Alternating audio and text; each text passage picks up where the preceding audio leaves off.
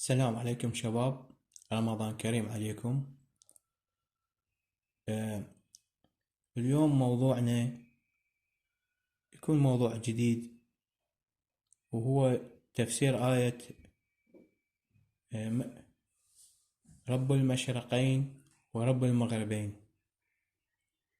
شنو معنات المشرقين؟ شنو معنات المغربين؟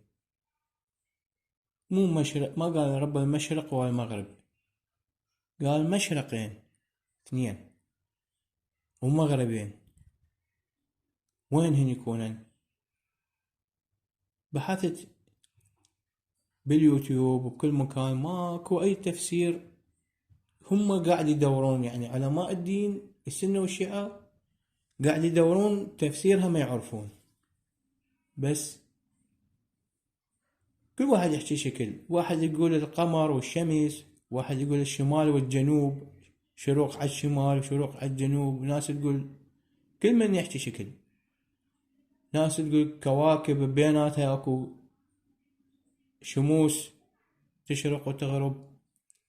بس انا اقول كل هذا هو الدليل بالقرآن نفسيته. القرآن الكريم رب المشرقين والمغربين. انتي تدرون هاي هسه مثلا خلينا نقول الارض وهاي الشمس، هذه الارض وهاي الشمس شلون تشرق؟ خلينا نقول هيجي قاعد شمس، خلينا نقول تفتر، اول ارض تفتر، المهم ومذكور رب المشارق والمغارب. شنو داخل من بين؟ هي الايام المشارق والمغارب، الايام اليومية، فسماها رب المشارق والمغارب، يعني كل يوم تشرق وتغرب.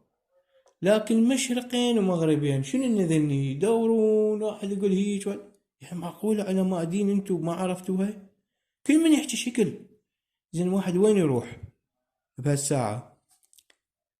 يعني يتيه الدين، يتيه هذا شلون؟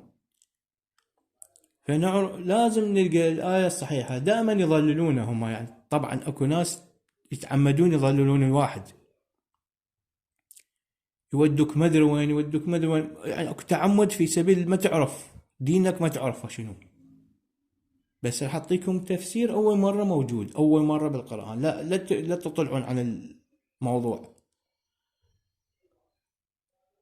المشرق اللي الايام العاديه، هاي الايام العاديه هيك مثلا على الارض.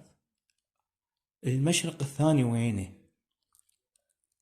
المشرق اللي النبي وعدنا بانه علامات الساعه بيها شروق من الغرب.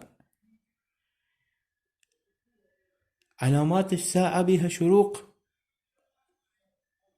تغرب الشمس وتشرق. اذا تشرق الشمس من الغرب يعني علامات الساعة. زين هذه مو يعتبر شروق هاي؟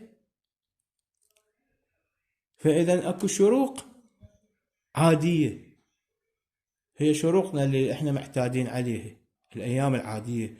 لكن اكو يوم من الأيام حيجينا هو شروقها من غربها، فإذا هي مقصودة.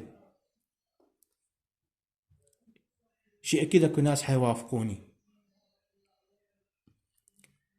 شروق الشمس من مغربها، وعدنا النبي بيها وكلكم تعرفون ومتفقين عليها السنة والشيعة. لكن ما قالوا هي شروقها هي علامات الساعة. قاعد يدورون تايهين.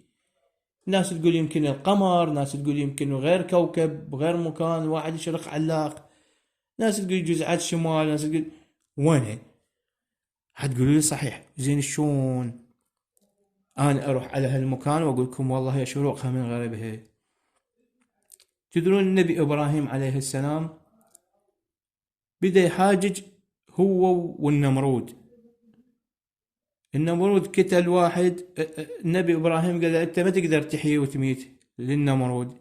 النمرود قتل واحد وعاف واحد، قال له هاي موته وهذا عفت عايش. قال له زين انت هذا الموته تقدر تحييه؟ ما حياه. النمرود يقول له انا رب الكون والرب الشمس والنجوم والماذا. قال له زين ما يخالف، الله يجيب الشمس من مشرقها، تعرفون من مشرقها. تقدر تجيبها من مغربها. إذن شنو؟ حط بين قوسين حصارة، حرجة للنمرود، قال له تقدر تجيبها من مغربها؟ من اللي يقدر يجيبها من مغربها؟ شروق من المشرق، وطلب منه شروق من المغرب. إذن منو اللي يقدر يجيبها من المغرب؟ لا نبي، لا ملائكة، ما حد يقدر، بس رب العالمين. وهي علامات الساعة، بس رب العالمين يجيبها من مغربها. إذن رب المشرقين ورب المغربين، الآية هنا مقصودة. من يوافقني بيها؟ شي طبيعي، احنا برمضان ومواضيعنا حتكون هيك شكلها، وراح تبحثون تقولون انا الوحيد اللي قايل هذا الموضوع ومكتشف هاي الشغلة، حتى علماء الدين ما قايليها، ولا بجامع ولا بحسينية ولا بأي مكان. راح تقولون انت كلامك صحيح، قاعد يدورون ملاقيها هاي الموضوع. رب المشرقين والمغربين هي شروقها وشروق علامات الساعة، صح لو لا؟ اكو ناس هسه اقتنعوا، حتى كلمت الصغار بالبيت عندي وافقوني، قالوا انت صح، قناعتنا. ابحثوا، راح تلقون واحد يقول والله شمس وشمال وجنوب واوروبا وهاي السوالف هواي يضللون بيكم، ما يحاولون على اساس لقوا معتمدين على الملحدين والقياسات. زين انتوا نسيتوا علامات الساعة هم شروق.